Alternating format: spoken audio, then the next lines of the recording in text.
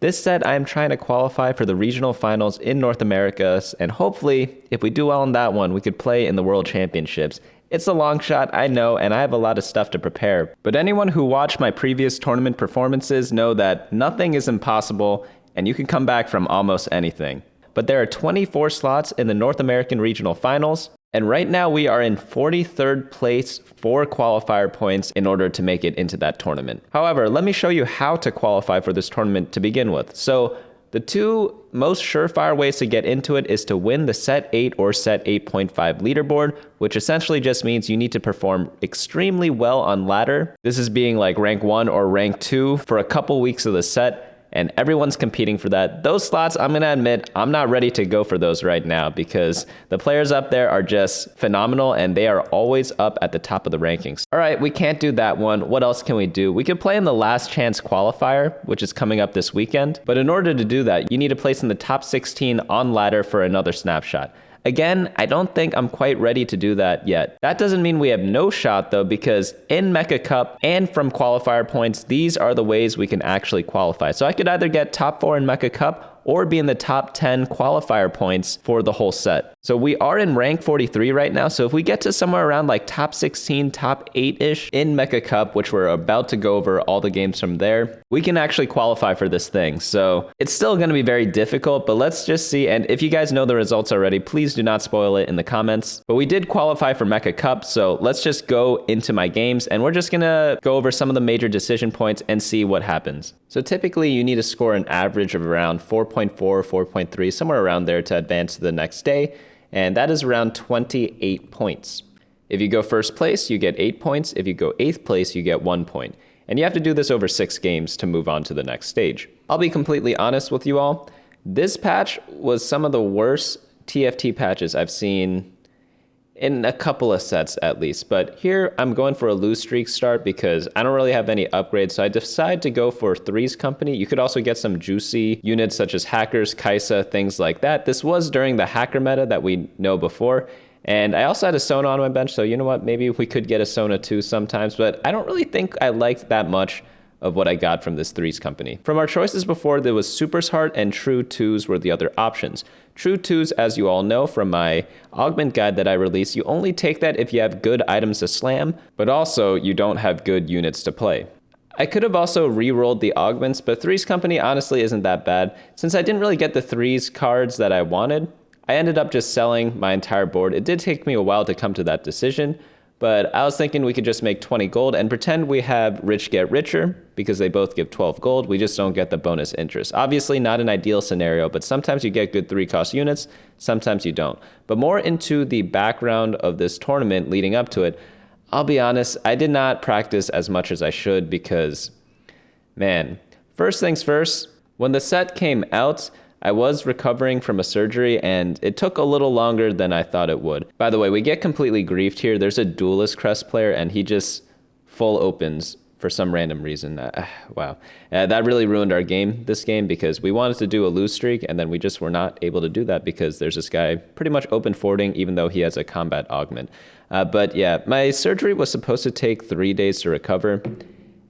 I thought safely, like worst case, a week. But it ended up taking 10 days, so I really couldn't get that much practice in at the start of the set, which means that by the time I finally did have time to play, I had to just qualify for the Mecha Cup instead of actually playing to get better. There's a difference between playing to climb and playing to get better. When you're playing to get better, you experiment with all the different compositions, you figure out when to go each composition, and you're like, oh, if I have a spatula with this composition, let me do this comp. If I have a large gold advantage with this comp, during these situations, you do this, you do that. And you generally gain knowledge piece by piece over, let's say, 200 games. You don't have to personally operate like this, but that's how I typically start a new set. If I'm trying to compete with all the other players in North America who are playing 200 plus games, 300 plus games in the first 2 weeks of the set, where you need to qualify, I believe it was actually 3 weeks we had, then I need to be playing at least 200, you know? Instead, I was only able to play 100 games in order to qualify for the tournament. And again, like luckily I still did qualify, but again, it wasn't the best type of practice because I was just playing to climb in order to qualify.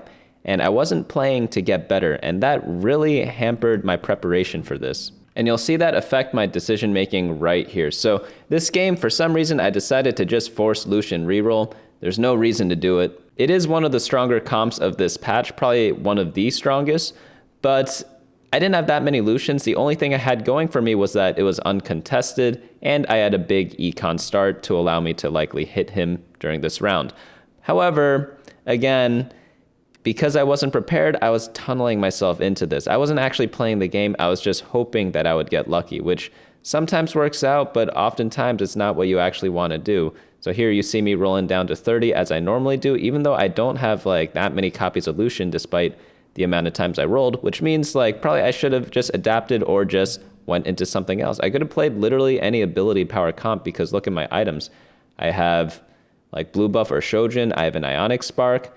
I have a lot of different options here that I could kind of just use to play almost anything. Instead, because I didn't really practice on the patch because this patch was a hacker patch, it just wasn't that fun to play in, I was just like, let me just force Lucian and I don't really care.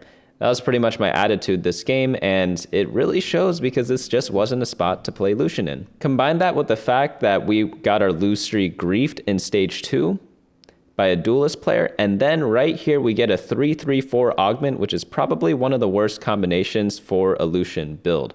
I end up taking the Viego augment, the one that gives healing to the whole team. Probably not the best choice. I probably should have re-rolled maybe for the Kaisa augment, the support one, but despite all that, like this gives a lot of power to the enemy teams, not so much for me, and I actually believe I do try to re-roll for it pretty aggressively, and I don't see it. So I guess on the last roll, you could chance it for the Kaisa one. I need specifically the support one, and I decide not to take the risk. So I'm stuck here with bad augment, not many copies of my re-rolling champion, and by the time I do hit Lucian 3, which is on stage 4-1, I'm at 13 life. That's not very good in any sort of game, so obviously in this one, we just went 8th. Not the end of the world, though. We've been in this spot before. In fact, we've been in a worse spot. I've started a tournament going 8th twice, and then we still made it to the next round. So I still had my hopes a little bit high. Game number 2 is pretty interesting because we get a good Gadgettine start, and then as soon as the augment pops up, I see Gadgettine Heart. That is an insta-click because you want people to scout you, and then they'll be like, hey, he's going Gadgettine, let me not contest him.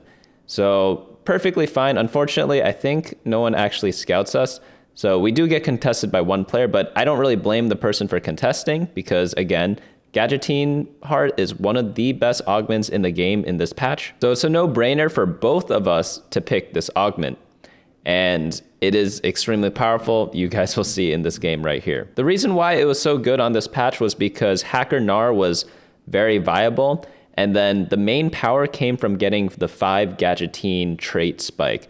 Normally, it's very hard to get to 5 Gadgettine because you need to get Nunu in order to reach that, but with an augment such as Gadgettine Heart, you no longer need to hit Nunu. Obviously, you still want to hit Nunu, but it's no longer required to really activate the power spike of the comp. It turns a comp from S tier to S++ tier, essentially. Then, even though we are last pick on the carousel, we get Mini Nico, which is incredibly good for this team composition because we want Gnar 3. We end up getting a 5 streak during stage 2, so everything is working out perfectly for us. We also have a Belveth as an item holder for our Gnar, and we get really good items for Belveth. We have Titan's Resolve, and we have a Hextech Gunblade, both of which are really good for Gnar, because Gnar wants healing, and Titan's gives him a lot of stacks. So I go ahead and build that on the Belveth, just using her as a temporary item holder. Belveth very strong in the early parts of the game. She does fall off later, but you can see already this other person has LeBlanc 2, trying to go for the hacker build, so it is a little annoying, but we somehow even beat that with our janky team, and we are just preparing to hold on to all our Gadgettines, all our hackers, and go from there. Hopefully we're going to get a roll down on 3-2, preserve our win streak, hit an Gnar. We get incredible augments here. These are all 3 so good because Gadgettines love items. Ascension's really good for Gnar comp because the fights last an incredibly long time. And then Jeweled Lotus, people typically build Infinity Edge on Gnar, so this Jeweled Lotus really complements that. It saves you an extra item slot. So any of these 3 options are good. I think I ended up going for Ascension. And then here we go, we level up and we roll down a bit just for 1 copy of 1-star Gnar. We end up getting Pike 2, we roll down a bit. However, you guys know how it goes sometimes, for me at least. Sometimes you just don't hit.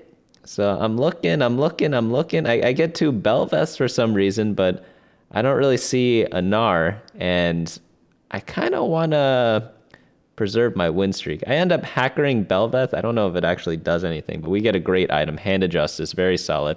We're against a Oxforce player, I guess. Is this Oxforce Duelist or something? No, it just looks like Oxforce, waiting for Twisted Fate items. And yeah, Belveth's still doing pretty decent work. We do have the hackers in. They're not like that leveled up or anything, but this Poppy is still doing a lot of work in terms of tanking and damage from the Sunfire. The Shen giving her defender, very beautiful there. We almost do get a 5 streak. You guys can see at the top we've won 4 games in a row, or 9 games in a row, that is. But we face someone with Belveth 2, Morgana 2, Vi 2, Riven 2, Blitzcrank 2, Rammus 2 for some reason. His whole entire board is just super upgraded. So our streak does come to an end, unfortunately. I'll be honest, this fight was honestly like decently close if you're looking at it. It's nothing like, obviously we are going to lose this, but it was only like a couple unit loss, you know, considering how strong this person's team was. That was actually not a bad display from our janky team, but it does cost us a little bit. However, you may have noticed we still do not have a copy of Gnar. However, now it is stage 4-1. We have level 7 with 54 gold. We're going to do some roll downs because we finally get the Gnar. Normally you'd have around like a Gnar 2 at this point, but we get this Belveth 2 and I'm like, do I even run Gnar right now? I'm pretty sure I just play the Belveth, wait a little bit, and kind of just use this to stabilize in a way, and just play 5 Gadgetzan, itemize the Gnar up, and screw the Hacker. Hacker is nice and all, but Belveth already kind of does a pretty good job of not getting stuck on people without the Hacker buff. So we're going to just run the 5 Gadgetzan for the tankiness stats, even though our Gadgetzans don't really have items right now, but eventually they will. Probably this round I should have played the Hackers instead of 5 Gadgetzan. Maybe just play like LeBlanc and Pyke over Gnar and Lulu. But overall, our team's still pretty solid. This Belveth's going to be doing a lot of work. This LeBlanc thinks she can, but sometimes you cannot, because 2-star Belveth greater than 2-star LeBlanc, it turns out. So we're still very healthy. We're 91 life, and let's see what augments we get, because it's going to be most likely a hero augment, but we actually get a silver. And then Thieves' Gloves, whenever you're playing Gadgetzan, is pretty solid because you get like the full Gadgetzan buff on a random person, likely going to be Annie. You could also go Celestial Blessing because the healing's really nice. Cybernetics also decent because you have a lot of item holders. But all 3 options are pretty solid. Celestial Blessing is normally like a really good late game augment. So whenever you're on 4-2 and you get Celestial Blessing and you don't have healing items already, obviously in this game we do have healing items, it's always like a pretty decent option to me. But we end up going for the Band of Thieves, just drop it on the Annie and call it a day. We scout around a bit and we see the person contesting us has 5 Gnars while we have 2 Gnars. It's stage 4-5 right now. And we almost have Pyke 3, but we don't have Gnar 2 yet, so it's a little bit awkward right now. I'm not saying our team comp is bad, it's just a little awkward. Since we're 1 off Pyke 3 and 1 off Gnar 2, I decided to roll down a bit. We also have the Shen pair, the LeBlanc pair. We had a lot of pairs. Whenever you have a lot of pairs, feel free to roll down without feeling too guilty about it, or whenever you're 1 off things, because I guess Pyke technically isn't a pair because we have 8 of him. He's 8. I don't know what to call that. But even if it's right before the PvE rounds, definitely do not be afraid. That's a mistake I see a lot of players making. And they're like, oh, Bunny Muffin's guide says only roll on this stage. If it's not that stage, I'm not going to roll. And that's just completely wrong. The guides are meant to be guides, you know? They're not rules. They're not mandates. They're just guides. So you always have to adapt a little bit to what your board state is like. So we end up getting a ton of items off the dragon. And we level up. We have 19 gold. We did finally hit the Gnar 2, so we can sell Belveth, but I think we keep the Belveth for now. Go ahead and build a Last Whisper because that's required in this comp a lot of times. We do have a Bloodthirster also, and we have a Bloodthirster and Hand of Justice from the Gadgetzan item. I had such good items that I forgot to even pop the thingy. But I guess we could build like a Warmogs. We could build like Zeke's even. I wonder if Zeke's would do well, but probably Warmogs is the best just to make my tank units a little more tanky. I probably should get maybe some Pyke items. Maybe I want the Poppy items on my Pyke. I do have an item remover, so I could always use that. But maybe we just run this Bel'Veth for a bit. It's not like Gnar and Bel'Veth have anti-synergy. They're both like pretty solid, and we have enough room in the comp right now because we leveled up to level 8 because we gave up on Gnar 3. But yeah, we're just running 2-star Gnar, and wow, our team is just online just like that. We end up going 3-1 so far in stage 5, but then in the final round, there is a last stand player, and there also is the dreaded other Gnar player. And guess what? He has Gnar 3. Well played. I don't know what we did differently this game. We pretty much did the same exact thing, but he gets Gnar 2 much earlier than me, and he gets Gnar 3. Well, I have Gnar 2. So that's fun. That happens in TFT sometimes. It's not the... Oh my god, he also has a Nunu. I just realized that. So yeah, this person gets a game handed to him. We end up losing this round, so we only go 3-2 in stage 5, but it's not really